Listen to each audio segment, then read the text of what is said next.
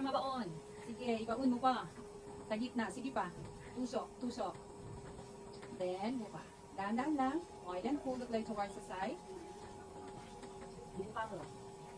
Buka mo pa. Slowly remove your hands. Now, may hold your hands. We're going to do the cylinder together. Mahawak ng kamay. You are going to relax. Walang pressure, please. Just slide. And that's your cylinder. Out of that cylinder, you're going to widen that into a mango. So, apat na daliri sa loob. Dito. You're going to start it there at the very bottom. Itulak mo siya palabas, dahan-dahan. Habang tinutulak, hold at the top for 2 to 3 seconds. Slowly. Huwag ka lang mag-pressure sa right, ha? Sige, isa pa. Tulak muna. Dahan-dahan ang akyat. Up. Up. Up to the tip. Hold at the very, very top. Breathe. Okay, isa pa. Push. At that part, kasi mas makakapal yan. Push, then up.